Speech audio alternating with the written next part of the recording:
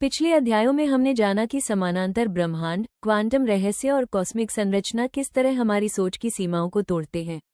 अब हम पहुंच गए हैं चैप्टर 9 से लेकर चैप्टर 11 तक। यहाँ ब्रायन ग्रीन हमें और भी गहरे सवालों के बीच ले जाते हैं। क्या मल्टीवर्स सिर्फ एक सिद्धांत है या फिर सचमुच हमारी वास्तविकता का हिस्सा? क्या हमारा ब्रह्मांड अकेला है या अनगिनत ब्रह्मांडों की भीड़ में एक साधारण सदस्य? आइए साथ मिलकर खोजते हैं इन सवालों के उत्तर इस भाग में। Chapter 9 black holes and holograms. Plato ने हमारी दुनिया को समझाने के लिए एक बहुत इंटरेस्टिंग एग्जाम्पल दिया था। उन्होंने कहा, इंसान की हालत उस प्राचीन व्यक्ति जैसी है जो एक अंधेरी गुफा की दीवार पर चलते हुए साए देख रहा है। असल रियलिटी उससे कहीं गहरी है, लेकिन हम बस उसका शैडो देख पाते हैं। अब हजारों साल बाद फिजिक्स ये सजेस्ट करती है कि प्लेटो का ये आइडिया मेटाफोर से ज्यादा हो सकता है। संभव है कि जो हम 3 डायमेंशंस में रियलिटी मानते हैं वो असल में किसी दूर की बाउंड्री पर अनफोल्ड हो रही घटनाओं का प्रोजेक्शन हो। यानी रियलिटी एक हॉलोग्राम की तरह हो सकती है, या यूं कहें एक हॉलोग्राफिक मूवी। ये हॉलोग्राफिक प्रिंसिपल कहता है कि हम जो कुछ भी अनुभव करते हैं वो पूरी तरह से एक्सप्लेन किया जा सकता है अगर हमें उस दूर की सतह पर चल रहे लॉज समझ आ जाएं। मतलब हमारी फेमिलियर दुनिया का असली वर्जन किसी और ही भाषा में वहां लिखा हुआ है। लेखक बताते हैं कि इस अजीब पॉसिबिलिटी तक का सफर कई अलग अलग क्षेत्रों से होकर आता है। General relativity, black hole research, thermodynamics, quantum mechanics और हाल के समय में स्ट्रिंग थियरी। इन सबको जोड़ने वाली चीज है इन्फॉर्मेशन। अब यहाँ लेखक जॉन व्हीलर का जिक्र करते हैं। व्हीलर न सिर्फ ब्रिलियंट साइंटिस्ट थे बल्कि उन्होंने कई लेजेंड्स को गाइड किया। ह्यू एवरेट, रिचर्ड फाइनमैन, किप थॉर्न और जेकब बकनस्टाइन। 1998 में प्रिंसटन में हुई एक लंच पर जब उनसे पूछा गया कि आने वाले दशकों में फिजिक्स का सेंट्रल थीम क्या होगा, तो उन्होंने कुछ देर चुप रहकर सिर्फ एक शब्द कहा, इन्फॉर्मेशन। व्हीलर का मानना था कि फिजिक्स को मैटर और रेडिएशन से नहीं बल्कि इन्फॉर्मेशन से देखना चाहिए। कौन सा पार्टिकल कहाँ है, स्पिन कैसा है, चार्ज क्या है, यही असली बेसिक इन्फॉर्मेशन है। मैटर और रेडिएशन तो बस इस इन्फॉर्मेशन का फिजिकल रूप है, जैसे किसी आर्किटेक्ट की ड्राइंग का स्काईस्क्रेपर बन जाना। इस नजरिए से यूनिवर्स एक इन्फॉर्मेशन प्रोसेसर है। यह अभी की जानकारी को लेता है और अगली पल की जानकारी बनाता है। हम जो एनवायरनमेंट में बदलाव देखते हैं वो असल में इसी इन्फॉर्मेशन प्रोसेसिंग का नतीजा है। अब सवाल है, क्या व्हीलर का ये विजन सच में फिजिक्स का नया आधार बनेगा? पक्का कहना मुश्किल है, लेकिन इतना साफ है कि ब्लैक होल्स के कॉन्टेक्स्ट में इन्फॉर्मेशन का सवाल बहुत सेंट्रल हो गया है और यही से होलोग्राफिक आइडिया का बीज बोया गया। अब आते हैं ब्लैक होल्स पर। 1916 में कार्ल श्वार्ज़चाइल्ड ने आइंस्टाइन की रिलेटिविटी इक्वेशंस का पहला एग्जैक्ट सोल्यूशन निकाला। आइंस्टाइन खुद सिर्फ अप्रोक्सीमेट सोल्यूशंस तक पहुंचे थे, लेकिन श्वार्ज़चाइल्ड ने वॉरफ्रंट पर रहते हुए ये रिजल्ट निकाल दिया। उन्होंने दिखाया कि स्टार्स और प्लैनेट स्पेस-टाइम को कर्व करते हैं, लेकिन अगर मास को बहुत छोटे वॉल्यूम में कंप्रेस किया जाए तो स्पेस-टाइम इतना बेंड हो जाएगा कि लाइट भी बाहर नहीं निकल पाएगी। ऐसे रीजन को शुरू में डार्क स्टार्स या फ्रोजन स्टार्स कहा गया। बाद में व्हीलर ने इन्हें एक कैची नाम दिया, ब्लैक होल्स। आइंस्टाइन ने उस समय इस आइडिया को मानने से इनकार कर दिया। उन्हें लगा कि इक्वेशंस एक्सट्रीम केसेस में रनअवे रिजल्ट्स दे रही हैं। लेकिन आज ऑब्जर्वेशन साबित कर चुकी हैं कि ब्लैक होल्स असली हैं और ब्रह्मांड में भरे पड़े हैं। हमारी मिल्की वे गैलेक्सी के सेंटर में भी एक सुपरमैसिव ब्लैक होल है जिसका मास सूरज से 3 मिलियन गुना ज्यादा है। और इतना ही नहीं, थियोरेटिकल फिजिक्स के लिए ब्लैक होल्स एक टेस्टिंग ग्राउंड बन गए। 1970 में व्हीलर और उनके स्टूडेंट जेकब बकनस्टाइन ने ब्लैक होल्स और थर्मोडायनामिक्स को जोड़ा और वहीं से होलोग्राफिक प्रिंसिपल की शुरुआत हुई। लेस इज मोर, ये लाइन तुमने बहुत बार सुनी होगी। मतलब जरूरी जानकारी ही काफी होती है। सोचो, अगर तुम जंगल में शेर देख लो तो क्या तुम्हें हर फोटोन की डिटेल चाहिए? नहीं, बस इतना जानना है शेर दौड़कर आ रहा है या शांत बैठा है। बाकी डिटेल्स तो बेकार हो जाएंगी। फिजिक्स में भी ऐसा ही होता है। कई बार हमें माइक्रोस्कोपिक डिटेल्स चाहिए होती हैं, जैसे लार्ज हैड्रन कलाइडर में। लेकिन कई बार ज्यादा डिटेल असल बात को छुपा देती है। यहीं से आती है थर्मोडायनामिक्स और स्टैटिस्टिकल मैकेनिक्स। स्टीम इंजन का एग्जाम्पल लो। इंजन का पिस्टन गर्म भाप से चलता है। अब मॉलिक्यूल्स कैसे टकरा रहे हैं, कौन कितनी स्पीड से मूव कर रहा है, ये सब डिटेल बेकार है। हमें बस एवरेज चाहिए, कितने मॉलिक्यूल्स पिस्टन से टकरा रहे हैं और उनकी औसत स्पीड क्या है। यानी कम डिटेल, ज्यादा समझ। इसी अप्रोच से फिजिसिस्ट्स ने एक बहुत जरूरी कॉन्सेप्ट निकाला, एंट्रोपी। बोल्ट्जमैन ने 1870 में इसे मैथमेटिकली डिफाइन किया। एंट्रोपी मतलब किसी सिस्टम के अंदर पार्टिकल्स को रीअरेंज करने के कितने तरीके हो सकते हैं बिना उसके ओवरऑल लुक को बदले। एग्जाम्पल लो, ऑस्कर और फेलिक्स का कमरा। ऑस्कर का कमरा गंदा है, तुम उसकी शर्ट्स और बियर कैन्स इधर उधर कर दो, फिर भी कमरा वैसा ही लगेगा, क्योंकि गंदगी में फर्क नजर नहीं आता। लेकिन फेलिक्स का कमरा बिल्कुल ऑर्डर्ड है, थोड़ा भी चेंज करो तो तुरंत नजर आएगा। यही फर्क है लो एंट्रोपी और हाई एंट्रोपी में। ऑर्डर यानी लो एंट्रोपी, डिसऑर्डर यानी हाई एंट्रोपी। अब सेकेंड लॉ ऑफ थर्मोडायनामिक्स कहता है एंट्रोपी हमेशा बढ़ती है, क्योंकि किसी भी सिस्टम के अंदर हाई एंट्रोपी वाले स्टेट्स की गिनती बहुत ज्यादा होती है। जैसे रोटी पक रही है तो उसकी खुशबू पूरे घर में फैल जाएगी, क्योंकि मॉलिक्यूल्स के फैले हुए अरेंजमेंट्स बहुत ज्यादा हैं और कॉर्नर में सिमटे हुए अरेंजमेंट्स बहुत कम। इसलिए ग्लास टूटना, कैंडल जलना, इंक फैलना, सब प्रोसेसेस डिसऑर्डर की तरफ जाते हैं। और यही है सेकंड लॉ। अब बात आती है ब्लैक होल्स पर। 1970 में व्हीलर ने पॉइंट उठाया कि ब्लैक होल सेकंड लॉ को तोड़ते हुए दिखते हैं। क्यों? क्योंकि तुम कोई भी गड़बड़ सिस्टम, टूटा ग्लास, बिखरी इंक, जो भी हो, ब्लैक होल में फेंक दो, वो सब गायब, एंट्रोपी भी गायब। ऐसा लगा जैसे सेकंड लॉ फेल हो गया। लेकिन व्हीलर के स्टूडेंट जेकब बकनस्टाइन ने कहा, रुको, एंट्रोपी गायब नहीं हुई, वो ब्लैक होल के अंदर ट्रांसफर हो गई। जैसे एनर्जी कंजर्वेशन होता है, वैसे ही एंट्रोपी भी कंजर्व्ड हो सकती है। ब्लैक होल मास खाकर बड़ा होता है, तो शायद एंट्रोपी भी उसमें कलेक्ट होती है। प्रॉब्लम ये थी कि उस समय सबको लगता था ब्लैक होल्स बिल्कुल ऑर्डर्ड हैं। नोएयर थ्योरम के हिसाब से ब्लैक होल का आइडेंटिटी सिर्फ 3 चीजों से तय होता है, मास, चार्ज और स्पिन, बस, और कुछ नहीं। तो एंट्रोपी कहाँ से आएगी? फिर एक और इशू उठा, अगर एंट्रोपी है तो टेम्परेचर भी होना चाहिए, और अगर टेम्परेचर है तो रेडिएशन भी होना चाहिए। लेकिन टेक्स्ट बुक्स कहती थी नथिंग एस्केप्स अ ब्लैक होल। तो फिर कॉन्ट्रडिक्शन। ज्यादातर फिजिसिस्ट्स ने कहा बकनस्टाइन गलत है, लेकिन स्टीफन हॉकिंग ने 1971 में एक क्यूरियस रिजल्ट निकाला। उन्होंने पाया कि ब्लैक होल्स का टोटल सरफेस एरिया हमेशा बढ़ता है। सरफेस एरिया यानी इवेंट होराइजन का एरिया। ये रिजल्ट सेकंड लॉ से सस्पिशियसली मिलता जुलता था। जैसे एंट्रोपी बढ़ती है, वैसे ही ब्लैक होल्स का एरिया भी बढ़ता है। पहले इसे कोइंसिडेंस माना गया, लेकिन कुछ साल बाद हॉकिंग ने एक कैलकुलेशन की जिसने मॉडर्न फिजिक्स को हिलाकर रख दिया। Hawking radiation. आइंस्टाइन की जनरल रिलेटिविटी पूरी तरह क्लासिकल थी, उसमें क्वांटम मैकेनिक्स का कोई रोल नहीं था। श्वार्ज़चाइल्ड का ब्लैक होल सोल्यूशन भी सिर्फ क्लासिकल फिजिक्स पर आधारित था। लेकिन मैटर और रेडिएशन की असली नेचर समझने के लिए क्वांटम फिजिक्स जरूरी है, क्योंकि पार्टिकल्स जैसे फोटॉन, न्यूट्रिनो, इलेक्ट्रॉन, ये सब एनर्जी और एंट्रोपी कैरी कर सकते हैं। तो ब्लैक होल्स को सही मायनों में समझने के लिए हमें रिलेटिविटी के साथ क्वांटम को भी जोड़ना होगा। 1970 में स्टीफन हॉकिंग ने यही काम किया। उन्होंने क्वांटम फील्ड्स को इमेजिन किया जो कर्व स्पेस टाइम में एग्जिस्ट कर रहे हों, और फिर उन्होंने पूछा अगर ये क्वांटम फील्ड्स ब्लैक होल के पास हो तो क्या होगा। जो जवाब मिला उसने पूरी फिजिक्स हिला दी।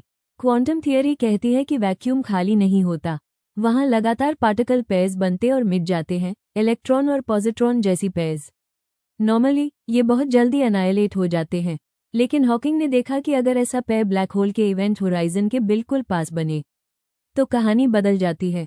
कभी कभी पेयर का एक पार्टिकल ब्लैक होल के अंदर गिर जाता है और दूसरा बाहर निकलकर स्पेस में उड़ जाता है। नेगेटिव एनर्जी वाला पार्टिकल ब्लैक होल में चला जाता है और पॉजिटिव एनर्जी वाला बाहर रेडिएशन की तरह दिखता है। इसे ही हम कहते हैं हॉकिंग रेडिएशन। मतलब ब्लैक होल्स पूरी तरह ब्लैक नहीं है, वे भी रेडिएशन एमिट करते हैं, बस उनकी इंटेंसिटी बहुत कम होती है। हॉकिंग ने कैलकुलेट किया कि ब्लैक होल का टेम्परेचर उसके मास के उल्टा होता है। जितना बड़ा ब्लैक होल उतना ठंडा। जैसे हमारी मिल्की वे के सेंटर वाला विशाल ब्लैक होल, उसका टेम्परेचर एब्सोल्यूट 0 से भी ट्रिलियंस डिग्री ऊपर है, यानी प्रैक्टिकली 0। छोटे ब्लैक होल्स थोड़े गर्म हो सकते हैं, लेकिन इतने छोटे ब्लैक होल्स यूनिवर्स में नेचुरल तौर पर मिलना ऑलमोस्ट नामुमकिन है। टेम्परेचर बड़ा हो या छोटा, पॉइंट ये था कि ब्लैक होल्स का टेम्परेचर होता है। वे रेडिएशन देते हैं, और अगर रेडिएशन है तो एंट्रोपी भी है। हॉकिंग ने कैलकुलेशन करके दिखाया कि ब्लैक होल की एंट्रोपी उसके सरफेस एरिया के प्रोपोर्शनल है। एग्जैक्टली वही आइडिया जो पहले बकनस्टाइन ने सजेस्ट किया था। इसका मतलब साफ था, सेकंड लॉ ऑफ थर्मोडायनामिक्स अब भी सही है। एंट्रोपी कभी गायब नहीं होती। ब्लैक होल्स भी इस लॉ को फॉलो करते हैं। एंट्रोपी बाहर मैटर और रेडिएशन में भी होती है और ब्लैक होल्स के अंदर उनके सरफेस एरिया से जुड़ी हुई भी। फिजिक्स कम्युनिटी के लिए ये बहुत बड़ी राहत थी, क्योंकि सेकंड लॉ ऑलमोस्ट सेक्रेड माना जाता है, और हॉकिंग बकनस्टाइन इनसाइट्स ने साबित किया कि यूनिवर्स में डिसऑर्डर हमेशा बढ़ता है, चाहे ब्लैक होल्स ही क्यों न हो। लेकिन असली ट्विस्ट अभी बाकी था। एंट्रोपी सिर्फ डिसऑर्डर की कहानी नहीं है, एंट्रोपी एक्चुअली जुड़ी है इन्फॉर्मेशन से, और यहीं से शुरू होती है अगली बड़ी कहानी। जब हॉकिंग ने ब्लैक होल की एंट्रोपी और उसके सरफेस एरिया के बीच लिंक निकाला, तो उन्होंने सिर्फ बकनस्टाइन के आइडिया को कंफर्म नहीं किया, बल्कि एग्जैक्ट कैलकुलेशन का तरीका भी दिया। उन्होंने कहा, ब्लैक होल के इवेंट होराइजन को छोटे छोटे स्क्वायर्स में डिवाइड करो। हर स्क्वायर का साइज होगा प्लैंक लेंथ, यानी 10-3310-33 सेंटीमीटर। अब ब्लैक होल की एंट्रोपी उतने ही स्क्वायर्स की गिनती के बराबर होगी जितने स्क्वायर्स पूरे होराइजन को कवर करें। सीधी भाषा में समझो तो हर प्लैंक साइज स्क्वायर ऐसे बिहेव करता है जैसे उसमें एक छोटा सा बिट छुपा हो। एक बिट यानी सिर्फ एक आंसर, हाँ या ना, 0 या 1, यानी ब्लैक होल की एंट्रोपी एक्चुअली उसके माइक्रोस्कोपिक हिडन इन्फॉर्मेशन को मेजर करती है। लेकिन पजल ये था कि आइंस्टाइन की रिलेटिविटी और ब्लैक होल के नो हेयर थियरम्स कहते थे, मास, चार्ज और स्पिन स्पेसिफाई कर दो, ब्लैक होल पूरी तरह डिस्क्राइब हो जाएगा। लेकिन हॉकिंग बकनस्टाइन का रिजल्ट कहता है, नहीं, ब्लैक होल के अंदर माइक्रोस्कोपिक डिफरेंसेस भी छुपे हैं, और एंट्रोपी उन्हीं हिडन डिटेल्स का मेजर है। अब असली सवाल उठा, ये इन्फॉर्मेशन आखिर स्टोर्ड कहाँ है, और क्यों सरप्राइजिंग तरीके से स्टोरेज ब्लैक होल के सरफेस एरिया से जुड़ा है, न कि उसके वॉल्यूम से। सोचो, अगर कोई पूछे कि लाइब्रेरी ऑफ कांग्रेस में कितनी इन्फॉर्मेशन है, तो तुम लाइब्रेरी का अंदरूनी वॉल्यूम देखोगे, शेल्फ्स, किताबें, मैप्स, डॉक्यूमेंट्स, सब। लेकिन ब्लैक होल्स के केस में उल्टा है, इन्फॉर्मेशन कैपेसिटी तय होती है उनके सरफेस एरिया से, वॉल्यूम से नहीं। यही थी होलोग्राफी की पहली झलक। आइडिया ये कि इन्फॉर्मेशन किसी चीज के अंदर नहीं बल्कि उसकी बाउंड्री पर स्टोर्ड हो सकती है। जैसे होलोग्राम एक फ्लैट सरफेस पर पूरा 3D इल्यूजन स्टोर कर लेता है। लेकिन सवाल ये भी था, क्या वाकई इन्फॉर्मेशन होराइजन पर स्टोर होती है, या ये सिर्फ गणित का खेल है। अब दो पर्सपेक्टिव्स आते हैं। पहला, तुम्हारा, अगर तुम खुद ब्लैक होल में गिर रहे हो। दूसरा, एक दूर बैठे ऑब्जर्वर का, जो टेलीस्कोप से तुम्हें देख रहा है। अगर तुम गिर रहे हो तो तुम्हें कुछ खास महसूस नहीं होगा। आइंस्टाइन का प्रिंसिपल कहता है, फ्री फॉल में तुम वेटलेस होते हो, तो इवेंट होराइजन क्रॉस करते वक्त तुम्हें बस ऐसा लगेगा कि तुम खाली स्पेस में तैर रहे हो। लेकिन दूर बैठे ऑब्जर्वर की कहानी अलग है। वो देखता है कि जैसे जैसे तुम होराइजन के पास आते हो, तुम्हें इंटेंस हॉकिंग रेडिएशन जलाने लगती है। आखिर में उसके हिसाब से तुम पूरी तरह जलकर राख हो जाते हो। तो सच कौन सा है? फिजिक्स कहती है, दोनों सच हैं। तुम्हारे लिए एक्सपीरियंस स्मूथ है, ऑब्जर्वर के लिए होराइजन एक असली जगह है जहां तुम्हारी सारी इन्फॉर्मेशन स्क्रैम्बल होकर रेडिएशन में मिक्स हो जाती है। यानी एंट्रोपी सरफेस एरिया से जुड़ी है, क्योंकि डिस्टेंट ऑब्जर्वर के पर्सपेक्टिव में इन्फॉर्मेशन होराइजन पर ही स्टोर होती है। और ये बात सिर्फ ब्लैक होल्स तक सीमित नहीं है। इसने हमें सिग्नल दिया कि शायद पूरे यूनिवर्स में इन्फॉर्मेशन स्टोरेज इसी प्रिंसिपल पर काम करता है। यहीं से शुरू होती है होलोग्राफिक पर्सपेक्टिव की असली कहानी। सोचो, किसी भी जगह को, किसी भी कमरे या रीजन को, जैसे लाइब्रेरी ऑफ कांग्रेस की कलेक्शंस, गूगल के सारे सर्वर्स या CIA की आर्काइव्स। अब उस रीजन को एक इमेजिनरी स्फीयर से घेर लो, यानी हम साफ साफ बाउंड्री मार्क कर रहे हैं। सवाल है, उस रीजन में मैक्सिमम कितनी इन्फॉर्मेशन स्टोर हो सकती है? अब मान लो हम बार बार स्टोरेज बढ़ाते जा रहे हैं, और ज़्यादा बुक्स, ज़्यादा हार्ड ड्राइव्स, ज़्यादा चिप्स डालते हैं, यहाँ तक कि हर पार्टिकल को स्क्वीज करके भी वहां भर देते हैं। लेकिन फिजिक्स कहती है, एक क्रिटिकल पॉइंट आएगा, उससे आगे अगर एक रेत का कण भी डाला तो वो पूरा रीजन ब्लैक होल में बदल जाएगा। और ब्लैक होल का रूल है, उसका साइज उसके मास पर डिपेंड करता है। मतलब अगर आप और भरोगे तो ब्लैक होल खुद ही बड़ा हो जाएगा। तो स्टोरेज कैपेसिटी बढ़ाने का गेम वहीं खत्म हो जाता है। अब यहाँ दो बातें कनेक्ट होती हैं। पहली, सेकेंड लॉ ऑफ थर्मोडायनामिक्स, और दूसरी, हॉकिंग और बकनस्टाइन का रिजल्ट। सेकेंड लॉ कहता है, एंट्रोपी हमेशा बढ़ेगी। तो ब्लैक होल बनने के बाद उस रीजन की एंट्रोपी यानी उसकी हिडन इन्फॉर्मेशन किसी भी पहले के सेटअप से ज्यादा होगी। और हॉकिंग ने दिखाया था, ब्लैक होल की एंट्रोपी उसके सरफेस एरिया से जुड़ी है, यानी उस रीजन की मैक्सिमम इन्फॉर्मेशन कैपेसिटी भी उसके सरफेस एरिया पर डिपेंड करती है, वॉल्यूम पर नहीं। उंगली से दाहिनी ओर इशारा, और यही है असली पंचलाइन। यूनिवर्स के किसी भी हिस्से में इन्फॉर्मेशन की लिमिट हमेशा उस बाउंड्री सरफेस से फिक्स होती है। बाउंड्री के एरिया के हिसाब से। प्रैक्टिकल टर्म्स में ये लिमिट हमारी स्टोरेज डिवाइसेस से अरबों खरबों गुना ज़्यादा है। जैसे एक 50 सेंटीमीटर रेडियस की स्फीयर की सरफेस पर जितनी प्लैंक सेल्स आते हैं उनकी स्टोरेज कैपेसिटी होगी 10,701,070 बिट्स, यानी 1 billion trillion trillion trillion trillion terabytes. इतनी कैपेसिटी हमें आज की टेक्नोलॉजी में कभी ज़रूरत भी नहीं, लेकिन फिजिक्स के लिए ये बेहद बड़ा क्लू है। सस्काइंड और टी हूफ्ट ने कहा, अगर किसी भी रीजन की पूरी जानकारी उसके बाउंड्री सरफेस से एनकोड हो सकती है तो शायद असली फिजिक्स बाउंड्री पर हो रही है, और जो हम अंदर 3 डायमेंशंस में देखते हैं वो बस एक होलोग्राफिक प्रोजेक्शन है। जैसे किसी होलोग्राम की फ्लैट सरफेस पर पूरी 3D इमेज स्टोर होती है, वैसे ही हमारा 3D रियलिटी शायद एक होलोग्राफिक मूवी हो।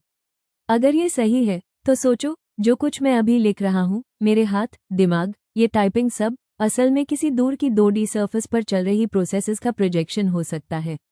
मतलब वो हिडन 2D वर्ल्ड और हमारी 3D दुनिया एकदम टाइटली जुड़े पैरेलल यूनिवर्सेस की तरह हैं, इतना स्ट्रॉन्गली कनेक्टेड कि जैसे मैं और मेरी शैडो, द फाइन प्रिंट। लेकिन एक बड़ा सवाल है, क्या होलोग्राफिक प्रिंसिपल सचमुच रियलिटी का हिस्सा है? अभी तक इसका कोई डायरेक्ट एक्सपेरिमेंटल प्रूफ नहीं है, सारा रीजनिंग थियोरेटिकल है, तो कुछ फिजिसिस्ट्स कॉशियस रहते हैं। फिर भी जितना भी मैथमेटिक्स है वो बहुत कंसिस्टेंट और एलिगेंट है, इसलिए ज़्यादातर एक्सपर्ट्स मानते हैं कि इसमें सच्चाई है। और इंटरेस्टिंग बात यह कि शुरू में टी हूफ्ट को भी शक था कि स्ट्रिंग थियरी इतनी क्रेजी चीज़ प्रूव नहीं कर पाएगी, लेकिन कुछ ही सालों में स्ट्रिंग थियरी ने दिखा दिया कि होलोग्राफिक प्रिंसिपल पॉसिबल है, वो भी एग्जैक्ट मैथमेटिकल रियलाइजेशन के साथ। 1998 में कैलिफोर्निया सांता बारबरा में एक बड़ा स्ट्रिंग थियरी कॉन्फ्रेंस हुआ। यहाँ एक अर्जेंटीना के वैज्ञानिक हवान माल्डाचेना ने ऐसा ब्रेक थ्रू दिया जिसने पूरी थियोरेटिकल फिजिक्स को हिला दिया। अब जरा ध्यान दीजिए, माल्डाचेना ने दिखाया कि हमारी फिजिक्स को 2 अलग अलग तरीके से समझा जा सकता है। पहला तरीका है स्ट्रिंग्स जो एक खास सतह पर वाइब्रेट करते हैं। दूसरा तरीका है वही स्ट्रिंग्स लेकिन एक कर्व्ड स्पेस टाइम के अंदर जहां ग्रेविटी भी काम कर रही है। सुनने में अजीब लगता है ना? लेकिन माल्डाचेना ने कहा कि दोनों ही डिस्क्रिप्शंस, यानी सतह पर फिजिक्स और बल्क के अंदर फिजिक्स, असल में एक ही चीज बताते हैं। यहीं से होलोग्राफी का आइडिया जिंदा हो गया। मतलब जो फिजिक्स हमें 3D में दिखती है वो दरअसल किसी बाउंड्री सरफेस पर चल रही 2D फिजिक्स की होलोग्राफिक प्रोजेक्शन हो सकती है। आगे चलकर एडवर्ड विटन और कुछ और वैज्ञानिकों ने इस रिजल्ट को और मजबूत किया। उन्होंने एक तरह का मैथमेटिकल डिक्शनरी बनाया। ये डिक्शनरी बाउंड्री पर होने वाली घटनाओं को बल्क में ट्रांसलेट कर सकती थी। जैसे कि अगर बाउंड्री पर कोई हॉट क्वांटम फील्ड दिख रहा है तो बल्क के अंदर उसका होलोग्राफिक इमेज एक ब्लैक होल बनकर उभरता है। अब जरा सोचिए, बाउंड्री थियरी में कोई ब्लैक होल नहीं है, वहां सिर्फ पार्टिकल्स और हीट हैं। लेकिन बल्क थियरी में वही चीज एक असली ब्लैक होल की तरह दिखती है। ये उतना ही आश्चर्यजनक है जितना किसी होलोग्राम को देखते हुए अचानक 3D इमेज उभर आना। सन 1998 में कैलिफोर्निया यूनिवर्सिटी सेंटा बारबरा में एक बड़ा कॉन्फ्रेंस हुआ। यह इंटरनेशनल स्ट्रिंग थ्योरी कॉन्फ्रेंस थी। यहीं पर एक युवा वैज्ञानिक हुआन माल्डासेना ने एक ऐसा ब्रेक थ्रू दिया जिसने पूरी थ्योरी की दिशा बदल दी। लेखक बताते हैं कि कॉन्फ्रेंस के दौरान माल्डासेना के काम पर इतना उत्साह था कि वैज्ञानिकों ने उसके लिए गाना और डांस भी तैयार किया। गाने में ये लाइनें थीं, black holes used to be a mystery, अब हम डी ब्रेन से उनकी एंट्रोपी निकालते हैं। यानी ब्लैक होल और जानकारी, इंफॉर्मेशन के रहस्य को समझने का एक नया रास्ता खुल चुका था। अब यहाँ राइटर समझाते हैं कि माल्डासेना ने असल में किया क्या। उन्होंने स्ट्रिंग थ्योरी को एक खास काल्पनिक यूनिवर्स में परखा। ये यूनिवर्स हमारे जैसे नहीं था, लेकिन गणना के लिहाज से आसान था। इस यूनिवर्स की एक बाउंड्री थी, यानी एक सतह जो पूरे एंटीरियर को घेरती थी। माल्डासेना ने दिखाया कि इस सतह पर होने वाले नियम और घटनाएं अंदर के पूरे यूनिवर्स की फिजिक्स को पूरी तरह से डिस्क्राइब कर सकती हैं। दूसरे शब्दों में, अंदर की 3 डायमेंशनल दुनिया बाहर की 2 डायमेंशनल सरफेस पर लिखी जानकारी का होलोग्राफिक प्रोजेक्शन है। लेखक आगे जोड़ते हैं कि यह कोई ढीला ढाला विचार नहीं था। माल्डासेना ने गणितीय रूप से यह साबित किया। उन्होंने 2 अलग पर्सपेक्टिव से वही सिचुएशन देखी। पहला था इंट्रिंसिक पर्सपेक्टिव, जिसमें स्ट्रिंग्स ब्रेन्स पर हिलते डुलते हैं। दूसरा था एक्सट्रिंसिक पर्सपेक्टिव, जिसमें वही ब्रेन्स स्पेस टाइम को मोड़ते हैं और चारों तरफ ग्रेविटेशनल इफेक्ट पैदा करते हैं। सामान्य भाषा में कहें तो एक तरफ आप ब्रेन्स को एक प्लेटफॉर्म मानकर चलते हैं, दूसरी तरफ आप उन्हें एक मैसिव ऑब्जेक्ट मानते हैं जो स्पेस टाइम को वॉर्प करता है। और चौंकाने वाली बात ये थी कि दोनों डिस्क्रिप्शंस, जो दिखने में बिल्कुल अलग थे, दरअसल एक ही फिजिक्स बताते हैं। यही है होलोग्राफी। बाउंड्री पर लिखी हुई फिजिक्स और अंदर के पूरे बल्क की फिजिक्स एक दूसरे का परफेक्ट मिरर है। इसके बाद एडवर्ड विटन और दूसरे वैज्ञानिकों ने इस पर काम बढ़ाया और एक मैथमेटिकल डिक्शनरी बनाई। ये डिक्शनरी बताती है कि बाउंड्री पर जो घटनाएं होती हैं उनका बल्क के अंदर कैसा रूप होगा, और बल्क के अंदर जो भी प्रोसेस चलता है उसका बाउंड्री पर कैसा ट्रांसलेशन मिलेगा। यानी माल्डासेना का काम प्लेटो की गुफा वाली कहानी को बिल्कुल नए स्तर पर ले आया। प्लेटो ने कहा था कि हम सिर्फ परछाइयां देखते हैं, असली रियलिटी कहीं और है। लेकिन यहाँ मामला उल्टा है, बाउंड्री पर जो लिखा है वही पूरी रियलिटी की पूरी कहानी है। माल्डासेना का परिणाम और उसके बाद के कई शोध आज भी अनुमान, कंजेक्चर माने जाते हैं। इसकी वजह है कि गणित इतना कठिन है कि पूरी तरह एयरटाइट सबूत अभी नहीं बन पाया। लेकिन बार बार कड़े मैथमेटिकल टेस्ट्स के बावजूद यह विचार टिके रहे हैं। इसी वजह से होलोग्राफी अब मुख्यधारा की फिजिक्स में जगह बना चुकी है। लेखक बताते हैं कि इस प्रूफ को पूरी तरह एस्टैब्लिश करना इतना मुश्किल क्यों है। क्वांटम फील्ड थियरी और बल्क स्ट्रिंग थियरी की तुलना करते हुए माल्डासेना ने पाया कि जब बाउंड्री वाली थियरी में कपलिंग छोटा होता है तो बल्क वाली थियरी में कपलिंग बड़ा होता है, और जब वहां छोटा होता है तो यहाँ बड़ा। यानी दोनों कभी एक साथ आसान नहीं होते। जब एक तरफ कैलकुलेशन सरल होती है, दूसरी तरफ वही कैलकुलेशन मुश्किल हो जाती है। लेकिन यही दिक्कत आगे चलकर फायदा भी देती है। डिक्शनरी जो बल्क और बाउंड्री को जोड़ती है वो एक तरफ की कठिन गणनाओं को दूसरी तरफ की आसान गणनाओं में बदल देती है। ये ड्युअलिटी अब प्रैक्टिकली इस्तेमाल की जाने लगी है। उदाहरण के लिए न्यूयॉर्क के ब्रुकहेवन लैब में रिलेटिविस्टिक हैवी आयन कलाइडर RHIC है। वहां सोने के नाभिक, गोल्ड न्यूक्लियाई, को लगभग लाइट स्पीड पर टकराया जाता है। इस कलिजन में टेम्परेचर सूरज के सेंटर से भी 2 लाख गुना ज्यादा हो जाता है। इतना कि प्रोटॉन और न्यूट्रॉन पिघलकर क्वार्क ग्लूऑन प्लाज्मा नाम की एक नई अवस्था बना लेते हैं। अब दिक्कत यह है कि इस प्लाज्मा को समझाने वाली थियरी, क्वांटम क्रोमोडायनामिक्स QCD, बड़े कपलिंग कांस्टेंट की वजह से पर्टर्बेटिव मेथड से सही काम नहीं करती। कैलकुलेशंस गड़बड़ हो जाती हैं और एक्सपेरिमेंट से मेल नहीं खाती। लेकिन यहाँ होलोग्राफी काम आती है। अगर हम प्लाज्मा को बाउंड्री पर माने तो डिक्शनरी के जरिए वही फिजिक्स बल्क में स्ट्रिंग्स की दुनिया में ट्रांसलेट हो जाती है, जहाँ कपलिंग छोटा होता है और गणना आसान। पैवल कोवटून, ऑन्ड्रे स्टैरनेट्स और डैमसन ने ये कैलकुलेशन की और शेयर विस्कोसिटी के लिए जो नतीजे निकले वे एक्सपेरिमेंट्स के काफी करीब थे। ये पहली बार था जब स्ट्रिंग थियरी से निकली गणनाएं सीधे एक्सपेरिमेंट से मेल खा रही थी। यही वजह है कि आज बहुत सारे थियरिस्ट्स होलोग्राफी का इस्तेमाल कर RHIC डेटा से तुलना कर रहे हैं। पिछले चैप्टर्स में हमने जितनी भी पैरेलल यूनिवर्स थ्योरीज देखी थी वो सब फिजिक्स की मैथमेटिकल लॉज से निकली थी। इन लॉज की क्रेडिबिलिटी अलग अलग है। क्वांटम मैकेनिक्स तो फैक्ट माना जाता है, इन्फ्लेशनरी कॉस्मोलॉजी को ऑब्जर्वेशनल सपोर्ट भी है, और स्ट्रिंग थियरी अभी स्पेक्यूलेटिव है। लेकिन एक बात साफ है, जब भी हम इन लॉज की गहराई में जाते हैं हमें बार बार किसी न किसी तरह के पैरेलल वर्ल्ड्स की संभावना नजर आती है। अब जरा सोचने का अंदाज बदलते हैं। सवाल ये है, क्या हम इंसान कभी खुद भी यूनिवर्सेस बना सकते हैं? यानी बिल्कुल वैसे ही जैसे हम कोई मूवी या खाना चुनते हैं, क्या हम एक नया यूनिवर्स बना सकते हैं? पहली नज़र में ये सवाल पागलपन जैसा लगता है, और सच भी यही है कि ये ख्याल काफी स्पेक्यूलेटिव है। लेकिन फिजिक्स की पॉसिबिलिटीज को लेकर थोड़ा इमेजिनेशन चलाना बुरा नहीं। मान लो बहुत आगे की किसी सिविलाइजेशन के पास इतनी एडवांस टेक्नोलॉजी होगी कि वो यूनिवर्स क्रिएशन का एक्सपेरिमेंट कर सके। 2 तरह के यूनिवर्सेस की बात की जा सकती है। पहला, असली फिजिकल यूनिवर्सेस जिनमें मैटर और एनर्जी होगी, और दूसरा, कंप्यूटर जेनरेटेड वर्चुअल यूनिवर्सेस।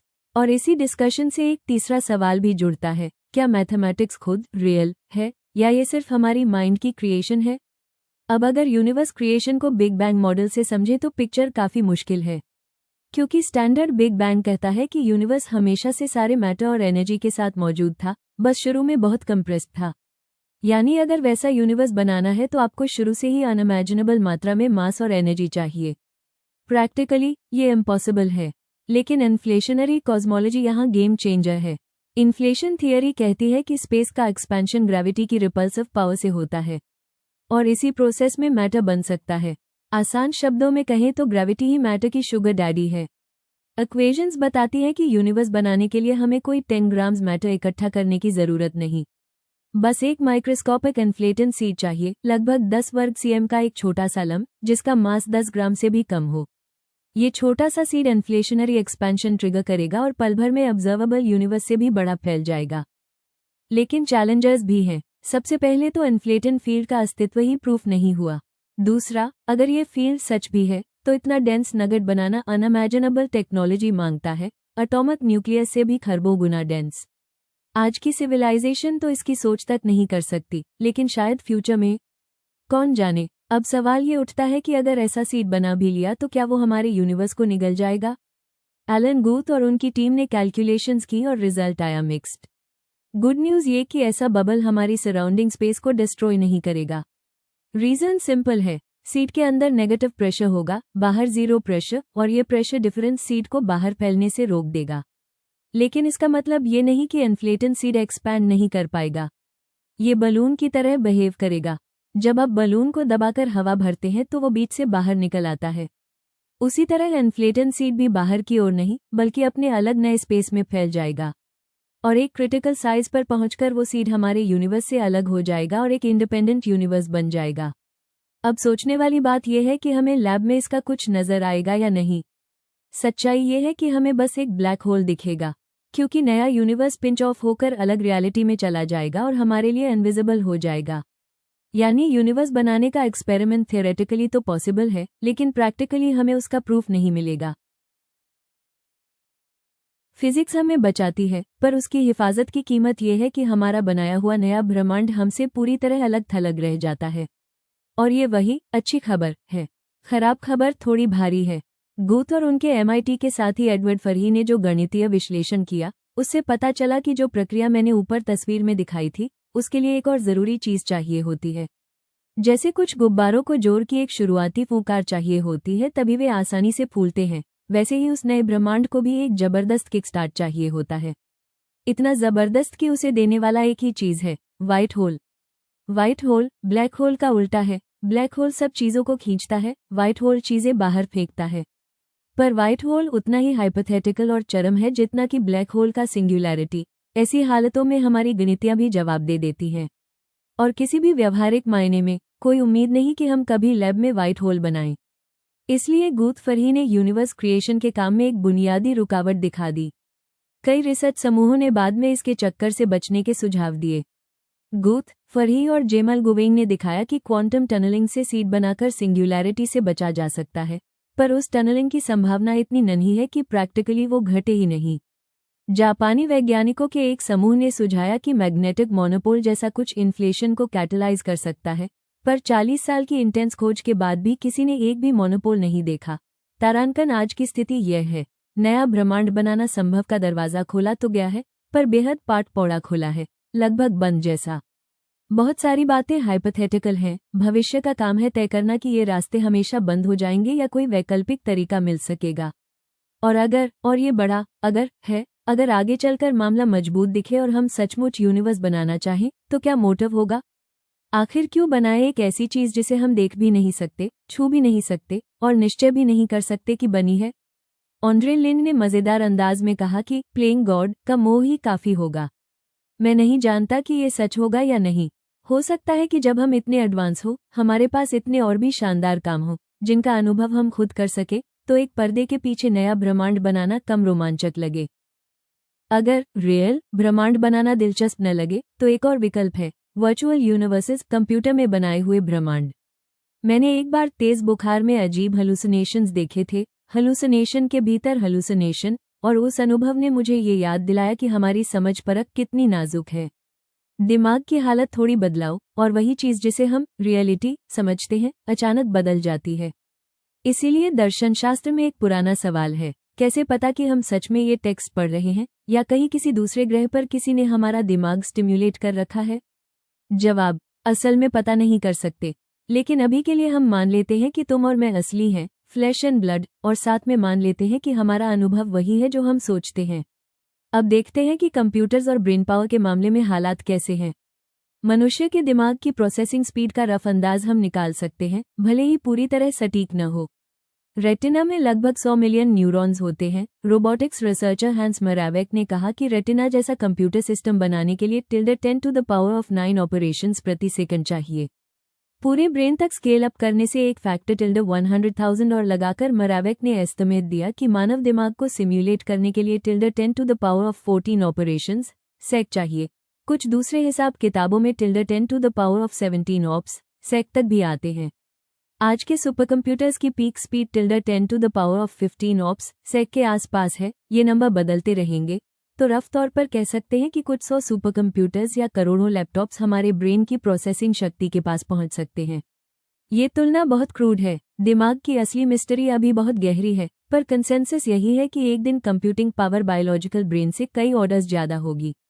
कुछ फ्यूचरिस्ट्स कहते हैं कि जब कंप्यूटिंग ऐसा कर देगी तब ह्यूमन मशीन की बाउंड्री धुंधली हो जाएगी। हम सोचने वाले मशीन और मशीन जैसे सोच वाले इंसान देखेंगे। कुछ लोग रेडिकल विजन देते हैं, पर्सनालिटीज को अपलोड करना, बैकअप्स रखना, पर यह सब अभी स्पेक्युलेटिव है। यहाँ एक बड़ा फिलोसॉफिकल प्रश्न जुड़ा है, क्या कॉन्शियसनेस प्योरली फिजिकल प्रोसेस है या उसमें कुछ नॉन फिजिकल घटक भी है? कई सेंचुरीज से इस पर बहस हुई है। कुछ प्रमुख पोजीशंस, ड्यूअलिस्ट थियरीज, कहती है कि माइंड में कोई एसेंशियल नॉन फिजिकल हिस्सा है। फिजिकलिस्ट थियरीज मानती है कि हर सब्जेक्टिव एक्सपीरियंस का कोरिलेट कोई ब्रेन स्टेट है। फंक्शनलिस्ट थियरीज कहती है कि जो मैटर है वो उतना जरूरी नहीं जितना उस मैटर के द्वारा किए जाने वाले प्रोसेसेस। अगर तुम ब्रेन के फंक्शंस को सही तरीके से रेप्लिकेट कर लो, सबस्ट्रेट अलग होने से फर्क नहीं पड़ेगा। अगर फंक्शनलिस्ट व्यू सही है तो आर्टिफिशियल सेंशंस संभव है, बशर्ते प्रोसेसेस सही रिप्रोड्यूस किए जाएं। अगर ड्यूअलिस्ट व्यू सही है तो शायद कुछ ऐसी चीज चाहिए जो सिर्फ वेट ब्रेन में ही हो और सिलिकॉन सर्क्यूट्स में न हो। अभी तक डेफिनेटिव एविडेंस नहीं है। कुछ प्योर ANDSON कोशिशें भी चल रही हैं। ब्लू ब्रेन प्रोजेक्ट IBM जोड़ EPFL न्यूरॉन्स और साइनेप्सेस का डिटेल्ड डेटा लेकर एक सिम्युलेटेड न्यूकॉर्टिकल कॉलम बना रहा है। आज तक टिल्डे 10,000 न्यूरॉन्स का मॉडल तैयार हुआ है और एक्सपेरिमेंट्स के साथ देखा गया है कि सिम्युलेशन और रियल रैट के न्यूकॉर्टिकल कॉलम के रिस्पॉन्सेज मिलते जुलते हैं। ये अभी ह्यूमन ब्रेन के 100 बिलियन न्यूरॉन्स से बहुत छोटा पैमाना है, पर टीम का लक्ष्य प्रोसेसिंग पावर बढ़ने पर आखिरकार पूरे मानव मस्तिष्क का मॉडल बनाना है। ब्लू ब्रेन का ऑफिशियल मकसद क्लिनिकल टूल्स बनाना है, पर इसके नेता हेनरी मार्कराम ने कहा है कि यह मॉडल बोलने और महसूस करने की क्षमता भी पा सकता है। प्रैक्टिकल सवाल उठता है, अगर कोई कंप्यूटर खुद को कॉन्शियस घोषित करे, हम कैसे तय करें कि वो सच में कॉन्शियस है? हम दूसरे ह्यूमंस की इनर लाइफ को भी डायरेक्ट नहीं देख पाते, हम सर्कमस्टेंशियल एविडेंस पर भरोसा करते हैं। उसी तरह मशीन्स की सेंशंस का भी व्यवहारिक प्रमाण हो सकता है, उनसे बातचीत करके, उनकी प्रतिक्रियाओं को जज करके, पर पूर्ण विश्वसनीयता मुश्किल है। अभी के लिए एक वर्किंग असम्पशन लेते हैं, फंक्शनलिस्ट व्यू पॉइंट अपनाएं और देखें कि वो हमें कहाँ ले जाता है। डर कभी इंसान सचमुच कंप्यूटर बेस्ड सेंशंस बना ले तो कुछ लोग शायद इन सोचने वाली मशीन्स को आर्टिफिशियल ह्यूमन बॉडीज में डालेंगे। ऐसे मैकेनिकल इंसान यानी रोबोट्स हमारे असली संसार का हिस्सा होंगे। लेकिन एक और रास्ता भी है, ऐसा सिम्युलेशन बनाना जिसमें बीइंग्स सिर्फ कंप्यूटर की सर्क्यूट्स के अंदर मौजूद हो। यानी इमेजिन करो सिम्स या सेकंड लाइफ जैसे गेम्स, लेकिन उनके अंदर के लोग सचमुच सेल्फ अवेयर हों। सोच सकते हो, महसूस कर सकते हो। इतिहास बताता है कि हर नए वर्जन के साथ सिम्युलेशंस और रियल लगने लगते हैं। डिटेल और न्यूआंस इतना बढ़ जाएगा कि आर्टिफिशियल वर्ल्ड्स बिल्कुल असली दुनिया जैसे प्रतीत होंगे। अब सवाल है, इन सिम्युलेशंस में रहने वाले बीइंग्स को ये पता होगा कि वे एक कंप्यूटर प्रोग्राम का हिस्सा हैं या नहीं? शायद नहीं, और अगर कोई समझ भी गया तो सिम्युलेशन के अंदर ही उसे पागल समझकर पकड़ लिया जाएगा। अब एक प्रैक्टिकल सवाल, क्या इतना बड़ा सिम्युलेशन बनाना पॉसिबल है? इंसानी दिमाग, सोसाइटीज, प्लैनेट्स, ये सब सिम्युलेट करने के लिए अनइमेजिनेबल कंप्यूटिंग पावर चाहिए। लेकिन साइंटिस्ट ने अनुमान लगाया है कि फ्यूचर में हमारे डिसेंडेंट्स मैटर को ही कन्वर्ट करके पूरे ग्रह जैसे कंप्यूटर्स बना सकते हैं। उदाहरण के लिए, आज की टेक्नोलॉजी के हिसाब से अगर पूरा पृथ्वी एक हाई स्पीड कंप्यूटर होता तो वो 10-3-3-1-0-33 से 10-4-2-1-0-42 ऑपरेशंस प्रति सेकंड कर सकता। कंपेयर करो, एक इंसान का दिमाग लगभग 10-1-7-1-0-17 ऑपरेशंस करता है, और पूरी जिंदगी, मान लो 100 साल, में टोटल 10-2-4-1-0-24 ऑपरेशंस करता है। अब पूरे मानव इतिहास को लो, लगभग 100 बिलियन लोग जी चुके हैं। उनका कलेक्टिव ब्रेनवर्क जोड़ लो तो ये नंबर आता है करीब 10-3-5-1-0-35। और सोचो, अर्थ साइज्ड कंप्यूटर सिर्फ 2 मिनट में ये सब सिम्युलेट कर देगा। और अगर क्वांटम कंप्यूटिंग आ गई, जहां एक कैलकुलेशन की जगह एक साथ काउंटलेस कैलकुलेशंस पॉसिबल हो, तो ये प्रोसेस अनइमेजिनेबल स्पीड से हो सकेगा। साइंटिस्ट्स कहते हैं एक छोटा क्वांटम लैपटॉप भी पूरी मानवता की अब तक की सोच और एक्सपीरियंस को फ्रैक्शन ऑफ अ सेकंड में सिम्युलेट कर सकता है। अब मान लो ऐसी मशीन्स बन भी गई। सिम्युलेशन एफिशिएंट रखने के लिए जरूरी नहीं कि हर डिटेल हर समय सिम्युलेट की जाए। जैसे सिम्युलेशन सिर्फ वही चीजें कैलकुलेट करे जो विजिबल हो। स्टार्स सिर्फ रात को सिम्युलेट हो, वो भी जब स्काई क्लियर हो। एटम और मॉलिक्यूल सिर्फ तभी सिम्युलेट हो जब कोई साइंटिस्ट माइक्रोस्कोप से देख रहा हो। यानी जब कोई देख नहीं रहा तो यूनिवर्स की कैलकुलेशन पॉज हो सकती है। स्मार्ट प्रोग्रामिंग डिटेल को ऑन डिमांड लोड कर सकती है। और यहीं से आता है एक बड़ा विचार ऑक्सफोर्ड के फिलोसोफर निक बॉस्ट्रम का। वो कहते हैं अगर आर्टिफिशियल सेंशंस पॉसिबल है तो फ्यूचर जनरेशंस जरूर काउंटलेस सिम्युलेशंस बनाएंगी। इतनी ज्यादा कि असली फ्लैश एंड ब्लड ह्यूमंस की संख्या सिम्युलेटेड ह्यूमंस के सामने कुछ भी नहीं होगी। स्टैटिस्टिकली ज्यादा चांस यही होगा कि हम खुद भी एक सिम्युलेशन में रह रहे हैं। अब सवाल ये, अगर हम सिम्युलेशन में हैं तो क्या हमें पता चल सकता है? कुछ सिनेरियोज पॉसिबल हैं। शायद सिम्युलेटर खुद रिवील कर दे। एक दिन शाओ में अचानक स्क्रीन खुल जाए और कोई बोले हाय मैं तुम्हारा प्रोग्रामर हूँ। या फिर छोटे छोटे ग्लिचेस दिखे, जैसे फिजिक्स एक्सपेरिमेंट्स में लगातार अनएक्सप्लेन्ड एनोमलीज आना, लॉज ऑफ नेचर सडनली काम न करना, या रिजल्ट्स बार बार इनकंसिस्टेंट निकलना। लेकिन अगर सिम्युलेटर स्मार्ट है तो वो मेमोरी रीसेट कर देगा और हमें कुछ याद भी नहीं रहेगा। आखिर में एक बड़ा सवाल खड़ा होता है, जब हम खुद सिम्युलेशंस बनाएंगे तो क्या हमें सचमुच यकीन होगा कि हम पहले हैं? या फिर ज्यादा संभावना ये होगी कि हम भी पहले से किसी और सिम्युलेशन के अंदर ही मौजूद हों? क्योंकि अगर एक बार सिम्युलेशन बन सकता है तो सिम्युलेटेड मल्टीवर्स का आइडिया सामने आता है। यानी काउंटलेस पैरेलल सिम्युलेशंस जिनमें अरबों खरबों बीइंग्स रहते हैं। और नेचुरली ज्यादा चांसेस हैं कि हम भी उनमें से ही एक हों। कॉलेज के पहले सेमेस्टर में मैंने एक इंट्रोडक्टरी फिलॉसफी कोर्स लिया था जिसे पढ़ाते थे रॉबर्ट नोज़क। पहले ही लेक्चर से मजा आ गया, बल्कि कहूं तो झटका लगा। वो अपनी किताब फिलोसॉफिकल एक्सप्लेनेशंस पूरी कर रहे थे और उस किताब के सेंट्रल आर्ग्यूमेंट्स को वो क्लास में प्रैक्टिकली रिहर्सल की तरह डिस्कस करते थे। हर लेक्चर मेरी दुनिया की समझ को हिला देता, कई बार बहुत जोर से। ये मेरे लिए अनएक्सपेक्टेड था। मैंने सोचा था कि रियलिटी को हिलाने का काम तो बस फिजिक्स कोर्सेज करेंगे। लेकिन फर्क ये था कि फिजिक्स लेक्चर्स हमें अजीब फिनोमिना दिखाकर हिलाते थे, ऐसी चीजें जो तेजी से चलती हैं, बहुत भारी होती हैं या बेहद माइक्रोस्कोपिक होती हैं। फिलॉसफी लेक्चर्स इसके उलट रोजमर्रा की जिंदगी की नींव पर सवाल खड़े करके हिलाते थे। जैसे, हमें कैसे पता कि सच में कोई दुनिया बाहर मौजूद है? क्या हमारी परसेप्शंस भरोसेमंद हैं? और ऐसा कौन सा धागा है जो एटम्स और मॉलिक्यूल्स को बांधकर हमारी पर्सनल आइडेंटिटी को समय के साथ बनाए रखता है? एक दिन क्लास के बाद नोज़क ने कैजुअली मुझसे पूछा कि मैं किस में इंटरेस्टेड हूँ। मैंने बड़े शौक से कह दिया कि मैं क्वांटम ग्रेविटी और यूनिफाइड थियरीज पर काम करना चाहता हूँ। आमतौर पर यह सुनकर लोग चुप हो जाते थे, लेकिन नोज़क के लिए ये मौका था मुझे नया पर्सपेक्टिव देने का। उन्होंने पूछा, तुम्हें इसमें इंटरेस्ट किसने दिया? मैंने जवाब दिया, मैं इटर्नल ट्रूथ्स खोजना चाहता हूँ, ये समझना चाहता हूँ कि चीजें वैसी क्यों हैं जैसी हैं। वो मुस्कुराए और बोले, ठीक है, मान लो तुम्हें यूनिफाइड थियरी मिल भी गई। क्या तब तुम्हें सच में सारे जवाब मिल जाएंगे? या तुम ये नहीं पूछोगे कि आखिर यही थियरी सही क्यों है और कोई और क्यों नहीं? उनकी बात सही थी। मैंने कहा, शायद किसी पॉइंट पर हमें कुछ चीजों को बस एक्सेप्ट करना पड़ेगा, बिना आगे सवाल किए। लेकिन असल में नोज़क यही मुझे ले जाना चाहते थे। उनकी फिलॉसफी में एक प्रिंसिपल था, प्रिंसिपल ऑफ फेकंडिटी। इसका मकसद था एक्सप्लेनेशंस को इस तरह फ्रेम करना कि हमें कुछ भी ब्रूट फोर्स ट्रूथ मानकर एक्सेप्ट न करना पड़े। उन्होंने कहा, अगर तुम ये सवाल ही हटाना चाहते हो कि कौन सी थियरी स्पेशल है, तो सिंपल तरीका है, किसी थियरी को स्पेशल मानो ही मत।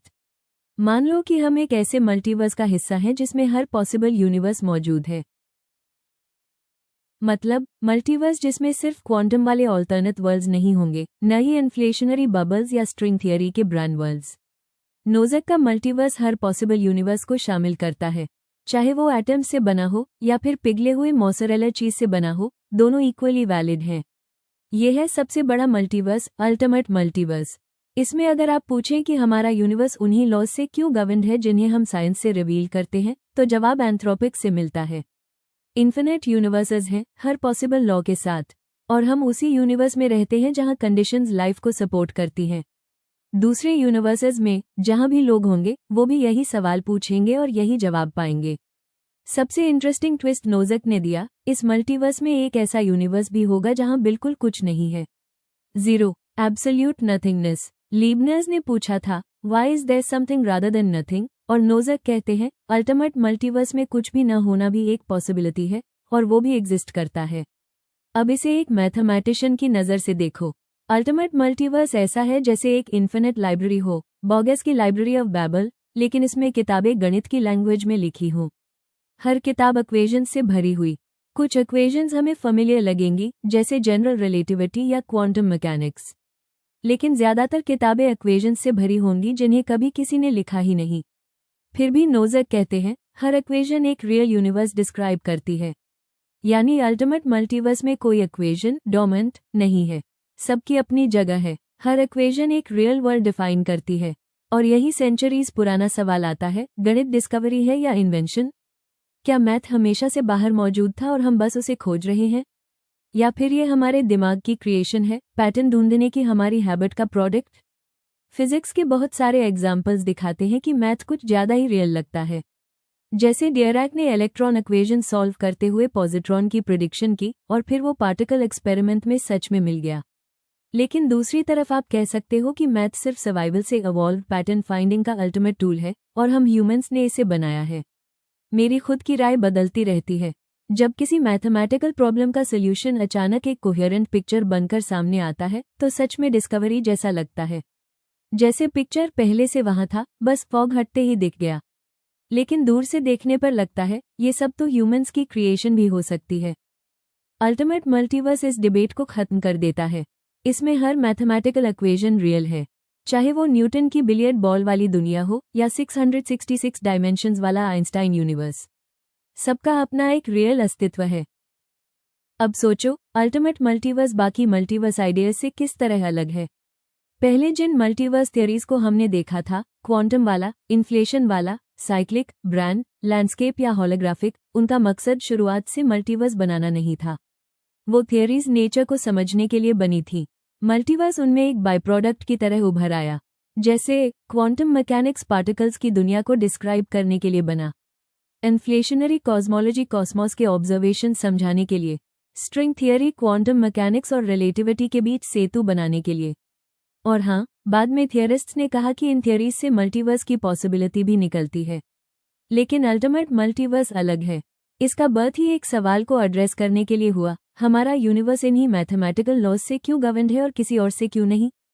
इसका जवाब ये मल्टीवर्स देता है, हर पॉसिबल मैथमेटिकल लॉ का अपना यूनिवर्स है। बस यही इसका मैं और केवल पर्पस है। अब बहुत से लोग इसको सैटिस्फाई नहीं मानते, लेकिन स्ट्रक्चरल रियलिज्म नाम का एक फिलोसॉफिकल पर्सपेक्टिव कहता है, शायद फिजिसिस्ट्स एक फॉल्स डाइकोटोमी में फंस गए हैं। हम सोचते हैं कि मैथमेटिक्स बस लैंग्वेज है फिजिक्स को डिस्क्राइब करने की, लेकिन हो सकता है कि मैथमेटिक्स ही रियलिटी हो। सोचो, सैमुअल जॉनसन ने बिशप बर्कली की फिलॉसफी को रेफ्यूट करने के लिए पत्थर पर लात मारी और कहा, आई रेफ्यूट इट दस। अगर ये पूरा सीन किसी हाई फिडेलिटी कंप्यूटर सिमुलेशन में हुआ हो तो जॉनसन को स्टोन उतना ही रियल लगेगा, लेकिन असल में वो सब बस मैथमेटिकल रूल्स के हिसाब से बिट्स की डांस है। मतलब, अगर तुम उस सिमुलेशन के अंडरलाइंग मैथ को स्टडी करो तो उसी मैथ में जॉनसन, उसकी लात, उसका दर्द और उसकी आवाज सब एनकोडेड होंगे। कंप्यूटर और मॉनिटर तो बस दिखाने के टूल्स हैं, असल में नीचे सिर्फ मैथ है। रूल्स बदलो और रियलिटी भी बदल जाएगी। और अब अगला स्टेप, कंप्यूटर सिमुलेशन बस एक एग्जाम्पल है, एक टीचिंग टूल। असली बात यह है कि सिमुलेशन की जरूरत ही नहीं, मैथ खुद अपनी स्ट्रक्चर और रिलेशन से ही डॉक्टर जॉनसन और उसकी दुनिया को एम्बॉडी कर सकती है। यानी जॉनसन गणित में ही है। अगर ये मान लो तो हर एक्सपीरियंस, किताब पकड़ने का एहसास, ये सेंटेंसेस पढ़ने का थॉट या डिनर प्लान करने की प्लानिंग, सब मैथमेटिक्स का एक्सपीरियंस है। Reality is how math feels. मिट के मैक्स टेमाक इसको बहुत स्ट्रांगली प्रमोट करते हैं। वो कहते हैं कि अल्टीमेट डिस्क्रिप्शन ऑफ रियलिटी में ह्यूमन मेड कॉन्सेप्ट्स की जरूरत नहीं होनी चाहिए। रियलिटी हमारी एग्जिस्टेंस से इंडिपेंडेंट होनी चाहिए, और जो चीज सबसे प्योर है, ह्यूमन कंटेजन से फ्री है, वो मैथमेटिक्स है। टेमाक आर्ग्यू करते हैं कि मैथमेटिक्स और फिजिकल यूनिवर्स अलग अलग नहीं है, उनमें कोई डिस्टिंक्शन है ही नहीं। मैथमेटिकल एग्जिस्टेंस और फिजिकल एग्जिस्टेंस एक ही है, और अगर हर मैथमेटिक्स रियल है तो ऑटोमेटिकली हर मैथमेटिकल लॉ का अपना यूनिवर्स होगा, वही अल्टीमेट मल्टीवर्स। फिर भी राइटर कहते हैं कि वो स्केप्टिकल हैं। क्योंकि उन्हें मल्टीवर्स आइडियाज तब ज़्यादा कन्विंसिंग लगते हैं जब कोई एक्चुअल प्रोसेस इमेजिन किया जा सके, जैसे इन्फ्लेशन फील्ड फ्लक्चुएट हो रही हो, ब्रैंड कलाइड कर रहे हो या क्वांटम टनलिंग हो रहा हो। अल्टीमेट मल्टीवर्स में ऐसा प्रोसेस समझना मुश्किल है। लॉज खुद लॉज को कैसे बदलेंगे, 5 कैसे 6 बनने की कोशिश करेगा। लेकिन फिर एक और ट्विस्ट आता है। सिम्युलेटेड वर्ल्ड्स के एग्जाम्पल से एक रास्ता निकलता है। कंप्यूटर हार्डवेयर भले ही यूजुअल फिजिक्स फॉलो करता है, लेकिन सिम्युलेशन की अंदरूनी दुनिया उस मैथ से गवर्न्ड होगी जो प्रोग्रामर चुनता है। एक सिम्युलेशन से दूसरी में मैथमेटिकल लॉज बदल सकते हैं। तो सिम्युलेशंस हमें एक मैकेनिज्म देते हैं। अल्टीमेट मल्टीवर्स का एक हिस्सा एक्चुअल प्रोसेस से उत्पन्न किया जा सकता है। अब जरा इस पूरे चैप्टर के सबसे स्पेक्युलेटिव हिस्से को देखो, सिम्युलेटिंग बैबल।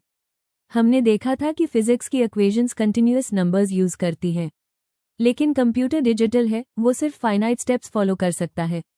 इसलिए जब भी कंटिन्यूअस रियलिटी को कंप्यूटर में डालो, वो हमेशा अप्रोक्सीमेशन ही बनेगी। जैसे एक बॉल जब हवा में जाती है तो इन्फिनिट पॉइंट्स से होकर निकलती है। कंप्यूटर इन्फिनिट कैलकुलेट नहीं कर सकता, तो बस हर मिलियंथ या बिलियंथ सेंटीमीटर पर उसकी पोजीशन निकालकर काम चलाता है। यानी एग्जैक्ट नहीं, करीब करीब। लेकिन कुछ फंक्शंस ऐसे भी हैं जिन्हें कंप्यूटर एग्जैक्टली कैलकुलेट कर सकता है। इन्हें कहते हैं कंप्यूटेबल फंक्शंस। इनमें बस finite set of instructions follow करनी होती है और आंसर निकल ही आता है। जैसे स्कूल लेवल फिजिक्स प्रॉब्लम्स जिनको ग्रिड पर अप्रोक्सीमेट करके सॉल्व किया जाता है। लेकिन अगर किसी सिम्युलेशन में नॉन कंप्यूटेबल फंक्शंस डाल दिए तो कंप्यूटर फंस जाएगा। वो एंडलेसली चर्निंग करता रहेगा पर आंसर नहीं निकलेगा। एग्जाम्पल के लिए, इमेजिन एक सिम्युलेटेड शेफ जो खाना सिर्फ उन लोगों को बनाकर देता है जो खुद खाना नहीं बनाते। अब सवाल ये है, शेफ को कौन खिलाएगा? कोल्सवेट स्माइल शेफ खुद नहीं बना सकता, क्योंकि वो उन लोगों के लिए कुक करता है जो खुद नहीं बनाते। लेकिन अगर वो खुद नहीं बनाएगा तो वो क्वालिफाई करेगा और खुद के लिए भी बनाना पड़ेगा। ये लूप कभी खत्म ही नहीं होगा। बिल्कुल वैसे ही नॉन कंप्यूटेबल फंक्शंस कंप्यूटर को हैंग करवा देंगे। तो कंक्लूजन ये हुआ कि सिम्युलेटेड मल्टीवर्स में सिर्फ कंप्यूटेबल फंक्शंस पर आधारित यूनिवर्सेस ही चलेंगे। अब मज़ेदार ओवरलैप आता है सिम्युलेटेड मल्टीवर्स और अल्टीमेट मल्टीवर्स का। इमेजिन करो, अल्टीमेट मल्टीवर्स को थोड़ा छोटा करके सिर्फ कंप्यूटेबल यूनिवर्सेस तक सीमित कर दो। अब वो सिर्फ थियरी नहीं रहेगी, बल्कि प्रोसेस से इमर्ज हो सकती है। फ्यूचर में लोग क्यूरियोसिटी से हर तरह के कंप्यूटेबल इक्वेशंस पर सिम्युलेशंस रन करेंगे। रिजल्ट, एक computable version ultimate multiverse. Computer scientist Jurgen Schmidhuber ने इसको और इंटरेस्टिंग एंगल से एक्सप्लेन किया। उन्होंने कहा कि एक यूनिवर्स सिम्युलेट करने से आसान है कि आप एक मास्टर प्रोग्राम लिख दो जो सिस्टमैटिकली सारे पॉसिबल कंप्यूटेबल यूनिवर्सेस जनरेट कर दे। जैसे बेसबॉल गेम सिम्युलेट करना हो, हर डिटेल अलग अलग डालोगे तो इम्पॉसिबल है। लेकिन अगर मास्टर प्रोग्राम लिख दो जो सिस्टमैटिकली हर पॉसिबल वेरिएशन जनरेट करे, तो इवेंचुअली हर गेम निकल आएगा। यानी स्पेसिफाइंग वन यूनिवर्स बहुत इन्फो मांगता है, लेकिन स्पेसिफाइंग ऑल यूनिवर्सेस आसान हो सकता है। शमिदुबर के हिसाब से एक छोटा प्रोग्राम लिखकर आप इन्फिनिट कंप्यूटेबल यूनिवर्सेस जनरेट कर सकते हो। तो सिम्युलेटेड मल्टीवर्स जनरेट होने के दो रास्ते निकलते हैं। लाखों लोग लाखों सिम्युलेशंस रन करें। एक मास्टर प्रोग्राम जो सिस्टमैटिकली सब कंप्यूटेबल यूनिवर्सेस चर्न कर दे। दोनों ही केसेस में ये कंप्यूटेबल यूनिवर्सेस अल्टीमेट मल्टीवर्स का एक हिस्सा रिप्रेजेंट करेंगे। प्रॉब्लम यह है कि अगर सिर्फ कंप्यूटेबल यूनिवर्सेस बनते हैं तो नोज़ेक का प्रिंसिपल ऑफ फेकंडिटी पूरा सैटिस्फाई नहीं होता। फिर सवाल उठता है, नॉन कंप्यूटेबल वाले यूनिवर्सेस क्यों नहीं? क्यों सिर्फ कंप्यूटेबल वाले रियल हुए? यहाँ एक और डीप फिलोसॉफिकल ट्विस्ट आता है। गोडल्स इनकम्प्लीटनेस थ्योरम बताता है कि हर मैथमेटिकल सिस्टम में कुछ ट्रू स्टेटमेंट्स होंगे जिन्हें प्रूव नहीं किया जा सकता। फिजिसिस्ट्स हमेशा सोचते रहे कि क्या हमारी फिजिक्स भी इनहेरेंटली इनकम्प्लीट है। लेकिन अगर मल्टीवर्स सिर्फ कंप्यूटेबल फंक्शन से बना है तो गोडल का गोस्ट गायब हो जाता है, क्योंकि कंप्यूटेबल फंक्शंस वो हैं जिन्हें एल्गोरिथमिकली कैलकुलेट किया जा सकता है। मतलब हर यूनिवर्स एग्जैक्ट कैलकुलेशन से गवर्न्ड होगा। शायद यही रीजन है कि कंप्यूटेबल वाले स्पॉटलाइट में है। अब बड़ा सवाल, क्या हमारा यूनिवर्स कंप्यूटेबल लॉज से गवर्न्ड है? आज की फिजिक्स में तो लॉज अप्रोक्सीमेट कंप्यूटेबल लगते हैं, एग्जैक्ट नहीं। स्पेस कंटिन्यूअस दिखती है, टाइम भी, लेकिन हमने स्पेस को सिर्फ 10-1810-18 मीटर तक प्रोब किया है। शायद और गहराई में जाने पर डिस्क्रीटनेस निकले। प्लैंक स्केल पर एंट्रोपी बाउंड्स बताते हैं कि हर प्लैंक एरिया सिर्फ 1 बिट इन्फो कैरी कर सकता है। ये हिंट है कि रियलिटी फंडामेंटली डिस्क्रीट हो सकती है। अगर ऐसा है तो यूनिवर्स कंप्यूटेबल होगा और हमारा कॉस्मोस भी इस कंप्यूटेबल मल्टीवर्स का हिस्सा निकलेगा। फिर आता है द रूट्स ऑफ रियलिटी वाला पॉइंट। सिम्युलेटेड मल्टीवर्स में रियल यूनिवर्स वही है जहां एक्चुअल फिजिकल कंप्यूटर्स चल रहे हैं, बाकी सब उनकी ब्रांचिंग सिम्युलेशंस हैं। अगर वो रूट कंप्यूटर क्रैश हो जाए तो पूरा सिम्युलेशन ट्री कोलैप्स हो जाएगा। लेकिन सिम्युलेटेड साइंटिस्ट्स अपनी ऑटोनॉमी में अपनी दुनिया के लॉज डिस्कवर करेंगे और उन्हें फंडामेंटल मानेंगे, जबकि असल में वो लॉज आर्बिट्ररी होंगे, सिर्फ उतने अच्छे कि सिम्युलेशन चल सके और सेंटिएंट बीइंग्स बन सके। मतलब अगर हम टिपिकल सिम्युलेटेड बीइंग्स हैं तो हमारा साइंस भी शायद रूट रियलिटी को नहीं बल्कि प्रोग्रामर के चोजन लॉज को रिवील कर रहा है। थोड़ी अनकंफर्टेबल पॉसिबिलिटी है, लेकिन राइटर कहते हैं ये मुझे रात में जगाए नहीं रखता। उनका गेस ये है कि सिम्युलेशंस का इनिशियल चार्म बहुत होगा, लेकिन इवेंचुअली लोग बोर्ड हो जाएंगे। शायद आगे जाकर फन तब होगा जब सिम्युलेशंस और रियल वर्ल्ड्स इंटरैक्ट कर पाएं। इमेजिन करो सिम्युलेटेड बीइंग्स रियल वर्ल्ड में आ जाएं या रियल बीइंग्स सिम्युलेशंस में ज्वाइन हो जाएं। तब रियल और सिम्युलेटेड डिस्टिंक्शन ही आउटडेटेड हो जाएगा और सिम्युलेटेड मल्टीवर्स हमारी एक्चुअल रियलिटी का हिस्सा बन जाएगा। Chapter 11 the limits of inquiry multiverses and the future. सोचो जरा, आइजैक न्यूटन ने साइंटिफिक दुनिया का दरवाजा खोल दिया था। उन्होंने दिखाया कि सिर्फ कुछ मैथमेटिकल इक्वेशन से हम चीजों की मोशन को समझ सकते हैं, चाहे वो जमीन पर गिरती गेंद हो या आकाश में घूमते ग्रह। इतनी सिंपल और पावरफुल इक्वेशंस देखकर कोई भी मान ले कि न्यूटन ने शायद अल्टीमेट ट्रूथ खोज लिया। लेकिन मजेदार बात यह है कि न्यूटन खुद ऐसा नहीं मानते थे। अपने आखिरी दिनों में उन्होंने कहा था, मुझे नहीं पता मैं दुनिया को कैसा दिखता हूँ, लेकिन मुझे लगता है जैसे मैं बस एक बच्चा हूँ जो समंदर किनारे खेल रहा है और कभी कभी कोई सुंदर कंकड़ या शंख उठा लेता हूँ, जबकि सच्चाई का विशाल समुद्र मेरे सामने पड़ा है। अनखोजा सदियों ने न्यूटन की ये बात बिल्कुल सही साबित की और अच्छा ही हुआ। अगर न्यूटन की इक्वेशंस हर जगह काम करती, बड़े से बड़े स्केल पर और छोटे से छोटे पर, तो साइंस बोरिंग हो जाती। सब कुछ पहले ही समझ आ जाता, कोई नया सरप्राइज नहीं मिलता।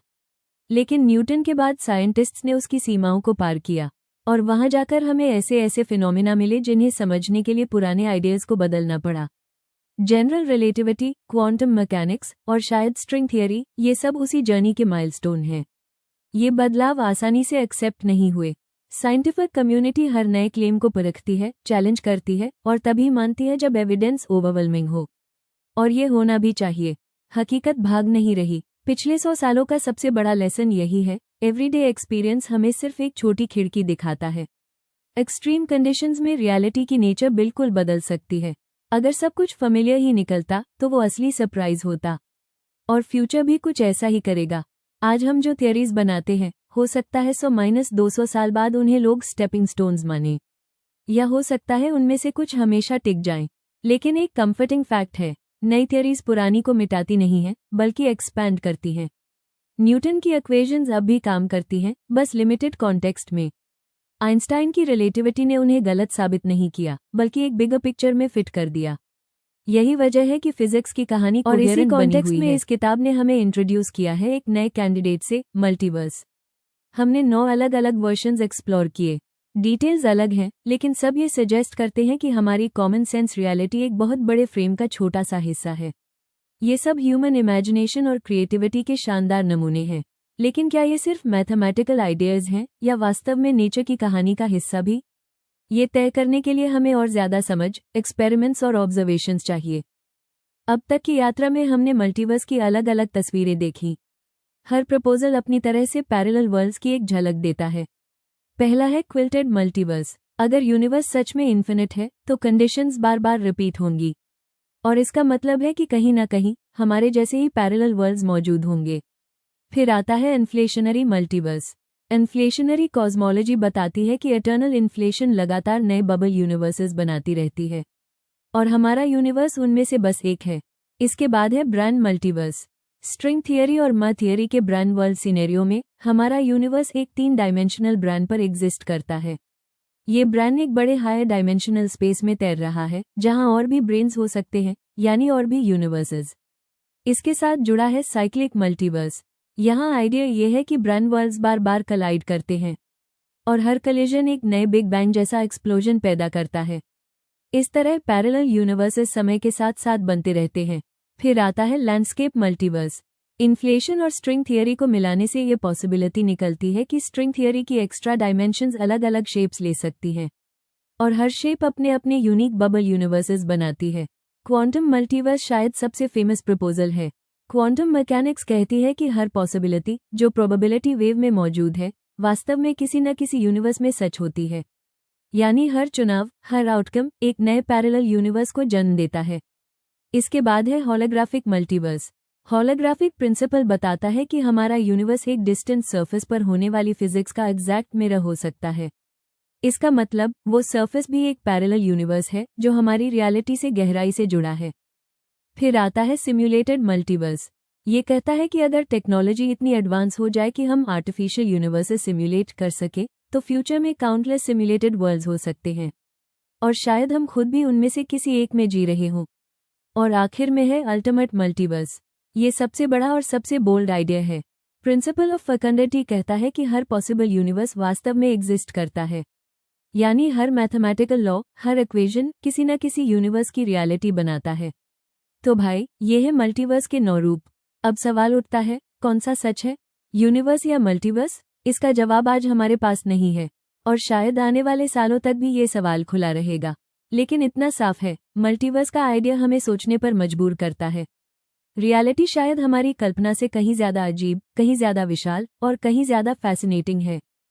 अब एक बड़ा सवाल सामने आता है, क्या कोपर्निकन पैटर्न सचमुच फंडामेंटल है? पिछली 5 सदियों से साइंस ने बार बार हमें ये सिखाया है कि हम उतने सेंट्रल नहीं हैं जितना कभी हमने सोचा था। पहले लगा पृथ्वी सेंटर है, फिर पता चला सूरज भी सेंटर नहीं, फिर मिल्की वे भी कॉस्मिक मैप का सेंटर नहीं। यहाँ तक कि प्रोटॉन्स, न्यूट्रॉन्स, इलेक्ट्रॉन्स जिनसे हम बने हैं वो भी कॉस्मोस की रेसिपी में बस छोटे इंग्रेडिएंट्स हैं।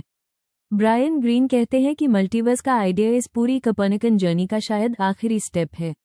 मतलब यूनिवर्स खुद भी सेंट्रल नहीं है।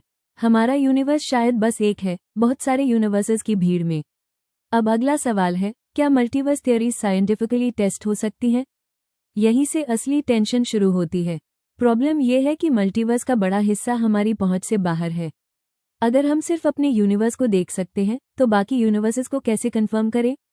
ये डर रहता है कि मल्टीवर्स कहीं ऐसा कॉन्सेप्ट तो नहीं जो टेस्ट ही न किया जा सके।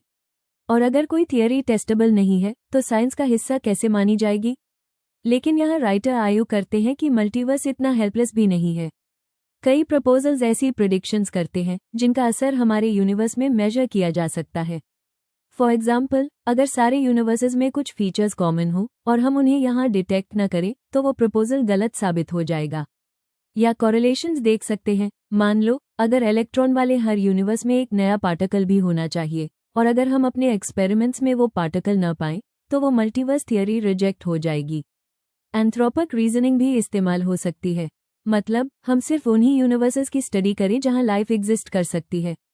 अगर उनमें हमारा यूनिवर्स टिपिकल निकला तो कॉन्फिडेंस बढ़ेगा, अगर एटिपिकल निकला तो सस्पिशन बढ़ेगा। तो साफ है कि टेस्टेबिलिटी पॉसिबल है, मुश्किल है लेकिन नामुमकिन नहीं। फिर आता है तीसरा बड़ा सवाल, क्या हम जिन मल्टीवर्स थ्योरीज से मिले हैं उन्हें आज टेस्ट कर सकते हैं? ये टफ है। अभी तक किसी भी मल्टीवर्स प्रपोजल ने पूरी तरह टेस्टेबल प्रेडिक्शंस नहीं दी। लैंडस्केप मल्टीवर्स की मैपिंग अभी शुरू ही हुई है। बबल कलिजन्स, ग्रेविटेशनल वेव्स, सुपरसिमेट्रिक पार्टिकल्स जैसी सिग्नेचर्स फ्यूचर एक्सपेरिमेंट्स में मिल सकती हैं, लेकिन अभी तक बहुत रास्ता तय करना बाकी है। क्वांटम मल्टीवर्स भी थियोरेटिकली टेस्टेबल है, लेकिन एक्सपेरिमेंट्स इतने कॉम्प्लेक्स हैं कि शायद कभी प्रैक्टिकली पॉसिबल न हो। फिर भी ये इम्पॉसिबल नहीं है, बस फैंटास्टिकली डिफिकल्ट है। होलोग्राफिक मल्टीवर्स कुछ हिंट्स दे चुका है। हेवी आयन कलाइडर एक्सपेरिमेंट से रिलेटेड कैलकुलेशंस वहां कनेक्ट होने लगे हैं। फ्यूचर में ये और कॉन्क्रीट हो सकता है। सिम्युलेटेड मल्टीवर्स पूरी तरह कॉम्प्यूटेशनल पावर पर डिपेंड करता है। अगर फ्यूचर में कन्विंसिंग सिम्युलेटेड वर्ल्ड्स मिल गए तो ये भी एक तरह से प्रूफ होगा। अल्टीमेट मल्टीवर्स का फुल ब्लोन वर्जन सबसे वीक है क्योंकि वो हर पॉसिबल यूनिवर्स को मान लेता है और अगर सब कुछ पॉसिबल है तो कोई भी ऑब्जर्वेशन उसे फॉल्सिफाई नहीं कर सकती। साइंस के लिए ये डेंजरस है। तो आखिर में सवाल ये है कि क्या हम साइंस को सिर्फ उन्हीं आइडियाज तक सीमित रखें जिन्हें आज टेस्ट कर सकते हैं, या फिर इमेजिनेशन को लंबा स्पेस दे और माने कि फ्यूचर में टेक्नोलॉजी डेवलप होगी और टेस्ट पॉसिबल होंगे? ब्रायन ग्रीन खुद कहते हैं कि उनकी चॉइस है एक्सपेंसिव व्यू लेना, यानी इमेजिनेशन को बांधना नहीं। लेकिन फिर भी वो लाइन खींचते हैं, ऐसी आइडियाज एक्सेप्ट नहीं करनी चाहिए जिन्हें किसी भी तरह टेस्ट ही न किया जा सके। बाकी प्रपोजल्स जैसे इन्फ्लेशनरी, साइक्लिक, ब्रांड, होलोग्राफिक या सिम्युलेटेड, सबके पास कम से कम एक दूर है टेस्टेबिलिटी की तरफ, और यही उन्हें साइंस के दायरे में रखता है। कभी कभी विज्ञान हमें छोटी चीजों के जवाब देता है। आसमान नीला क्यों है, पानी पारदर्शी क्यों है, या फिर हमारी मेज ठोस क्यों लगती है। ये सब बातें सामान्य लगती हैं, लेकिन इन्हें समझ पाना सच में कमाल है। कभी कभी विज्ञान हमें बड़ा चित्र दिखाता है। हमारी आकाशगंगा में अरबों तारे हैं, और ऐसी आकाशगंगाएं तो असंख्य हैं। सिर्फ 100 साल पहले लोग सोचते थे कि ब्रह्मांड स्थिर है और बस मिल्की वे ही है। आज हमें पता है कि हकीकत कितनी विशाल है, लेकिन कभी कभी विज्ञान हमें अपने ही तरीके पर सवाल उठाने को मजबूर करता है। वैज्ञानिकों को 3 चीजें बतानी होती हैं।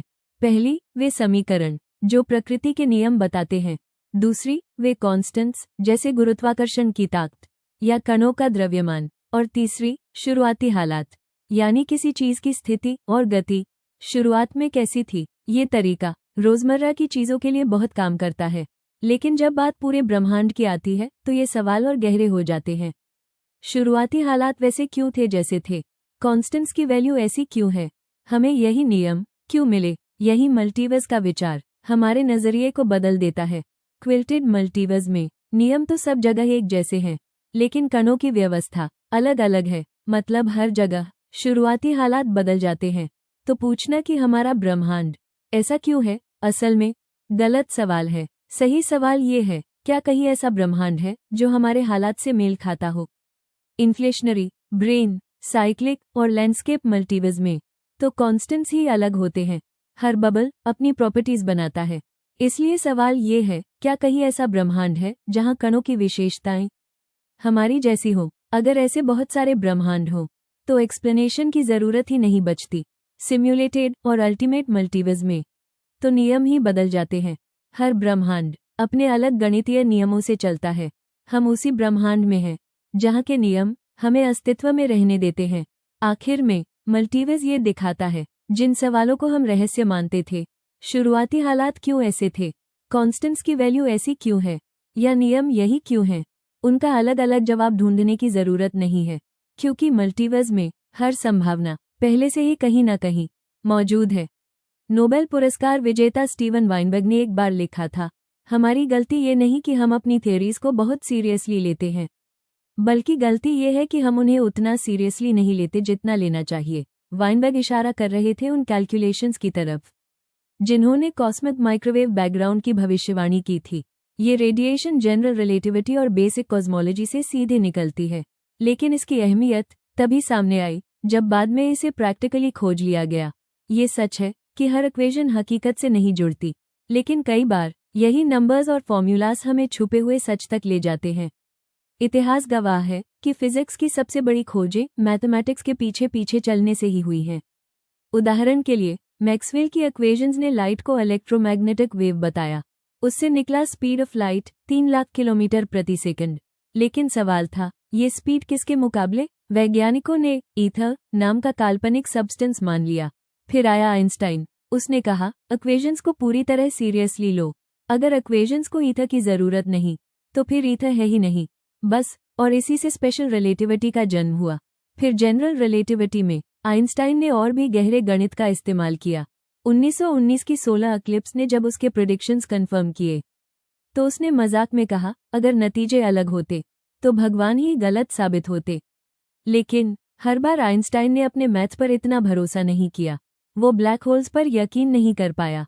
उसने एक्सपैंडिंग यूनिवर्स को भी नजरअंदाज किया। दूसरे वैज्ञानिकों ने इक्वेशंस को ज्यादा सीरियसली लिया और आज कॉस्मोलॉजी की नींव वहीं से पड़ी। इसी तरह क्वांटम मैकेनिक्स में श्रोडिंगर ने अपनी इक्वेशन लिखी। काफी समय तक लोग मानते रहे कि ये सिर्फ एटम्स और पार्टिकल्स तक सीमित है।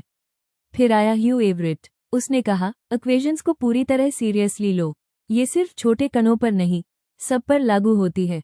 यहीं से आया मैनी वर्ल्ड्स और क्वांटम मल्टीवर्स का विचार। आज भी हम नहीं जानते कि एवरेट सही था या नहीं, लेकिन अगर था तो ये विज्ञान की सबसे गहरी खोज होगी। बाकी मल्टीवर्स आइडियाज भी इसी सोच पर टिके हैं कि मैथमेटिक्स ही रियलिटी से जुड़ी है अल्टीमेट मल्टीवर्स तो यहाँ तक कहता है कि मैथमेटिक्स ही रियलिटी है। अगर सचमुच इक्वेशंस हमें पैरेलल यूनिवर्सेस की ओर ले जाती हैं, तो आइंस्टाइन का वो सवाल, क्या यूनिवर्स ऐसा है क्योंकि दूसरा संभव ही नहीं, उसका जवाब साफ होगा। नहीं, हमारा यूनिवर्स अकेला नहीं, इसके नियम और प्रॉपर्टीज अलग भी हो सकते थे, और कई मल्टीवर्स वर्जन्स में सचमुच अलग हैं। तो सवाल, क्यों ऐसा है? शायद कभी मायने ही न रखे। कई बार चीजें वैसी हैं जैसी हैं, बस संयोग से। कोई गारंटी नहीं कि भविष्य में यही सच साबित होगा, लेकिन हाँ, यही विज्ञान की खूबसूरती है। जब तक हम थियरीज को पूरी ईमानदारी से एक्सप्लोर करते रहेंगे, तभी हम जान पाएंगे कि हमारी हकीकत की हद कहाँ तक जाती है। दोस्तों, हमने इस किताब द हिडन रियलिटी के सफर में ब्रह्मांड के अनगिनत रहस्यों की झलक देखी।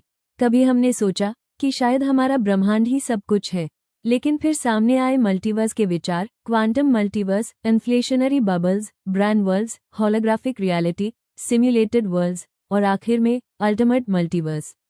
हर थियरी ने हमें ये एहसास दिलाया कि जो हम देखते हैं, समझते हैं, वो शायद पूरी सच्चाई नहीं।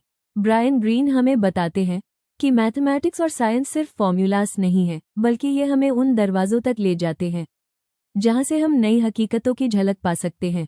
शायद मल्टीवर्स सच हो, शायद न हो, लेकिन इन विचारों को एक्सप्लोर करना ही हमें इंसान के रूप में आगे बढ़ाता है।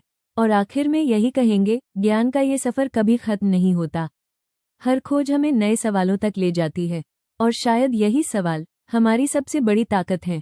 तो आइए, सवाल पूछते रहिए, सोचते रहिए और खोजते रहिए, क्योंकि हो सकता है आपकी अगली सोच ही रियलिटी का एक नया चेहरा सामने ले आए।